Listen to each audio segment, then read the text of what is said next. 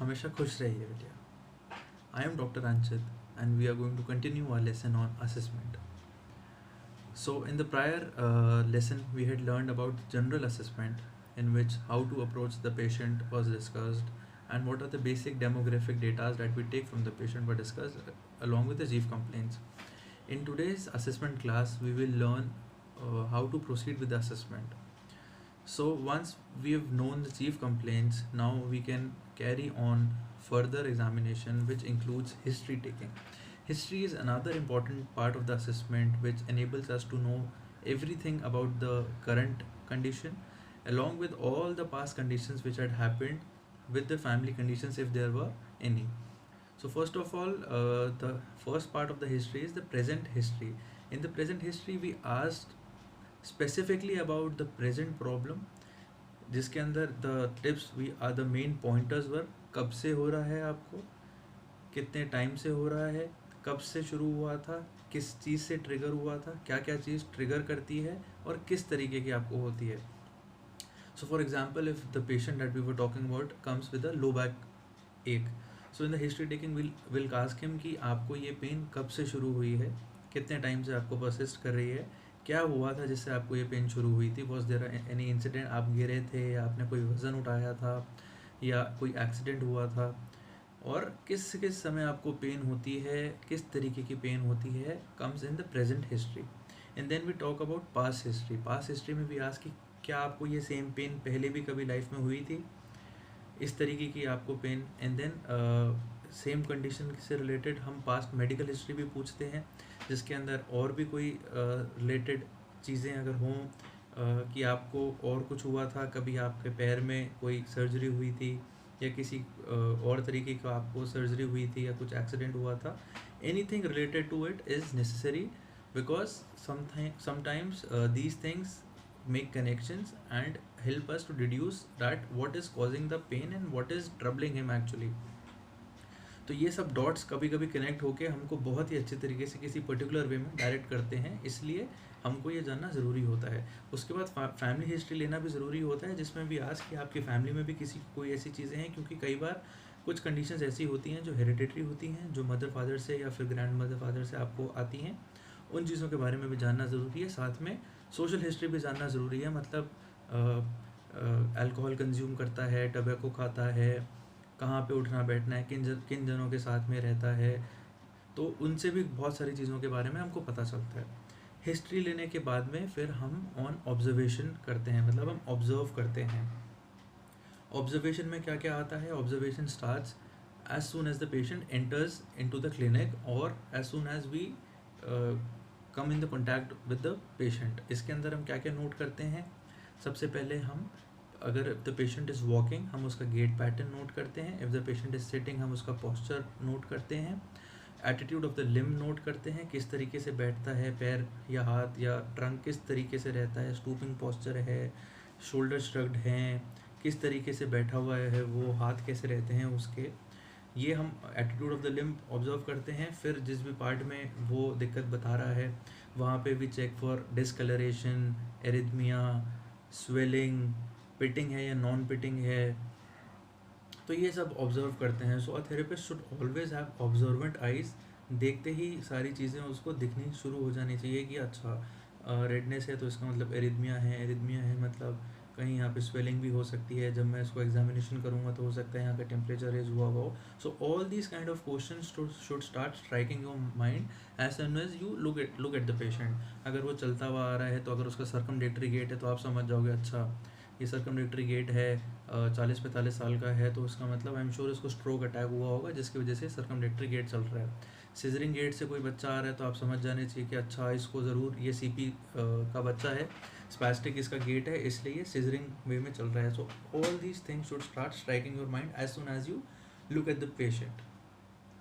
जब आपने ऑब्जर्व कर लिया, जब आपने उसकी चीफ कंप्लेंट सुन ली, अब टाइम आता है उसको एग्जामिन करने का.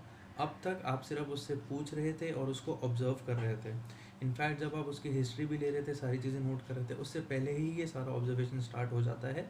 पूछते पूछते भी बहुत सारी चीज़ें पता चलती हैं. एटीट्यूड पता चलता है पेशेंट का, कितना कोऑपरेटिव है पेशेंट, कितना डिटेल में आपके साथ में वो इन्वॉल्व होना चाहता है, कई बार पेशेंट इच्छुक नहीं होते हैं, आ जाते हैं सिर्फ एक बार के लिए।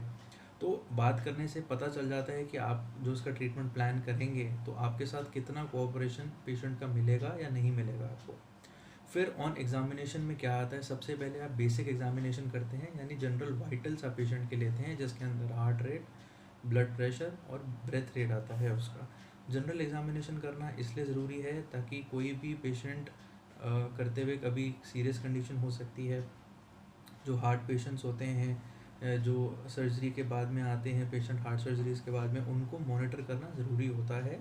सो हमेशा आपके पास जो आपकी किट है उसके अंदर ये सारी चीज़ें होनी चाहिए वाइटल्स लेने के लिए। वाइटल्स लेने के बाद में अगर आपका न्यूरो का, हम स्पेशली न्यूरो की बात कर रहे हैं, तो न्यूरो में उसका हम एग्जामिनेशन स्टार्ट करते हैं, जिसमें हम सबसे पहले उसके हायर मेंटल फंक्शन टेस्ट करते हैं। हायर मेंटल फंक्शंस क्या होते हैं? हायर मेंटल फंक्शंस वो फंक्शंस होते हैं जो बेसिकली हमारे ब्रेन के हायर सेंटर्स परफॉर्म करते हैं। यानी कि हमको ये पता है कि ब्रेन में जो हमारा सेरेब्रल कोर्टेक्स है उसके अंदर बहुत सारे जो पार्ट्स हैं, एरियाज़ हैं, वो डिफरेंट फंक्शंस परफॉर्म करते हैं हमारी बॉडी के लिए। जैसे मेमोरी के लिए एक अलग पार्ट है, मोटर फंक्शन के लिए एक अलग पार्ट है, सेंसरी फंक्शन के लिए एक अलग पार्ट है, वर्बल के लिए एक अलग पार्ट है। तो हम ये सारी चीज़ें टेस्ट करते हैं, देखते हैं कि अगर ये न्यूरो का पेशेंट है तो उन चीज़ों से हमको पता चलता है कि ब्रेन में कहाँ इंजरी हुई है और उसकी वजह से क्या क्या इम्पैक्ट हुआ है। तो हायर फंक्शन में सबसे पहले हम पेशेंट का कॉन्शियसनेस चेक करते हैं। कॉन्शियसनेस क्या होता है? Consciousness is the ability of the person to be awake, alert and oriented at the same time. तो कॉन्शियसनेस में बहुत सारे स्टेजेस होते हैं, यूजुअली 5 स्टेजेस की बात की जाती है जब हम कॉन्शियसनेस लेवल की बात करते हैं, जिसमें सबसे पहले आता है आपका स्टूपर, मतलब कॉन्शियस होगा पहले तो, फिर उसके बाद स्टूपर आएगा, स्टूपर के बाद में अनकॉन्शियस आएगा, ऑब्टेंडेड आएगा और फिर वेजिटेटिव स्टेट आएगी। तो बेसिकली जैसे जैसे उसका अटेंटिवनेस कम होती जाएगी, रिस्पॉन्स कम होता जाएगा, आई ओपनिंग कम होती जाएगी, वो कॉन्शियसनेस लेवल में नीचे जाता जाएगा।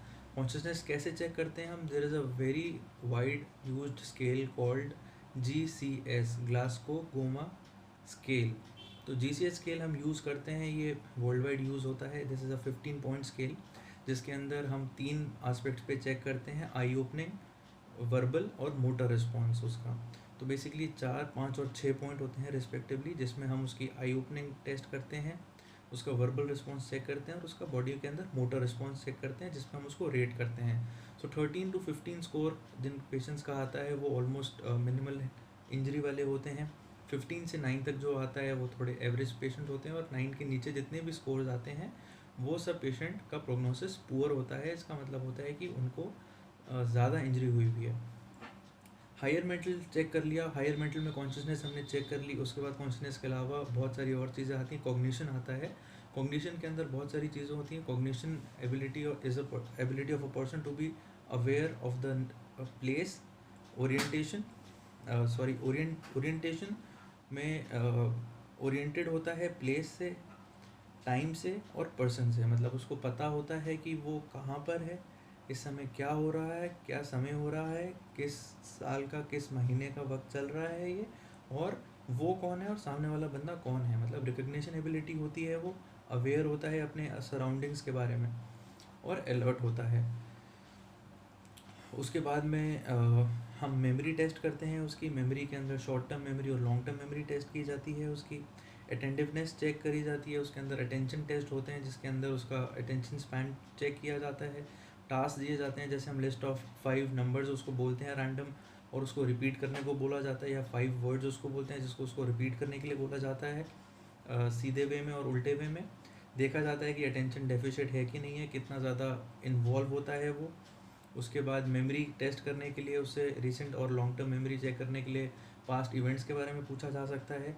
रिसेंट मेमोरी चेक करने के लिए पूछा जा सकता है कि आपने कल रात को क्या खाना खाया था, आपने कल क्या कपड़े पहने थे। उसके बाद कोऑर्डिनेशन चेक करते हैं हम। कोऑर्डिनेशन चेक किया जाता है अटैक्सिया के लिए। कोऑर्डिनेशन में उसका फिंगर नोज टेस्ट किया जाता है, जिसमें उसको रिपीटेडली फिंगर को नोज़ के टिप पे टच करने के लिए बोला जाता है। साइमल्टेनियस डायनेमिक इन्वायरमेंट में चेक करने के लिए उसको खड़े होके आंख बंद करके पहले बैलेंस बनाने के लिए बोला जाता है, फिर आंख बंद करके वॉक करने के लिए बोला जाता है, जिससे हम उसका कोऑर्डिनेशन चेक करते हैं। तो हायर फंक्शंस चेक करने के बाद में हम उसके पेन चेक करते हैं। पेन के लिए पेन स्केल यूज़ किया जाता है, जिसके अंदर वास यूजुअली होता है, विजुअल एनालॉग स्केल जिसको बोला जाता है। It is usually 10 point scale, जिसमें 0 से 10 तक रेटिंग होती है। 0 मतलब मिनिमम पेन, 10 मतलब वो पेन जो उसने कभी मैक्सिमम बियर किया हो। So we have to ask him to score कि आप बताइए कि आप 0 to 10 पे आप अपने पेन को कितनी रेटिंग देंगे।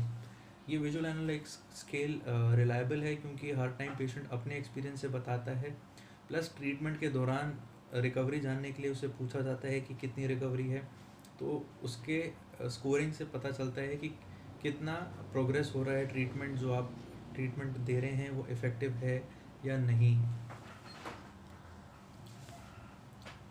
हायर मेंटल में उसका हम वर्बल ओरिएंटेशन भी चेक करते हैं, कम्युनिकेशन भी चेक करते हैं, कितना इजीली हमसे वो बात कर पा रहा है, ढंग से बोल पा रहा है या नहीं बोल पा रहा, क्योंकि उससे हमको एफेजिया का पता चलता है, मतलब डिफ़िकल्टी इन स्पीचिंग का पता चलता है, स्लरिंग ऑफ स्पीच का पता चलता है। उसके बाद इसके लिए जो एक वाइड स्केल यूज़ होता है उसको MMSE बोलते हैं, मतलब mini mental state examination. It is a scale जो ये बेसिकली सारे हायर मेंटल टेस्ट रिकग्नाइज कर लेता है। हम बहुत बार प्यूपिलरी टेस्ट भी करते हैं, जिसमें हम पेशेंट के आँख में लाइट मार के देखते हैं और प्यूपिल का रिस्पॉन्स चेक करते हैं, जिससे उसके हायर मेंटल का फंक्शंस का पता चलता है। सो आज हमने डिस्कस किया हायर मेंटल एग्जामिनेशन के बारे में। आगे नेक्स्ट क्लास में हम डिस्कस करेंगे उसके मोटर फंक्शंस के बारे में, मोटर फंक्शंस कैसे टेस्ट किए जाते हैं। आई होप आपको हायर मेंटल फंक्शंस क्लियर हो गए हों। कोई डाउट हो तो आप कमेंट करिएगा। Thank you so much. This session was powered by digital version 2.0 Jyoti Vidyapeeth women's university. Thank you.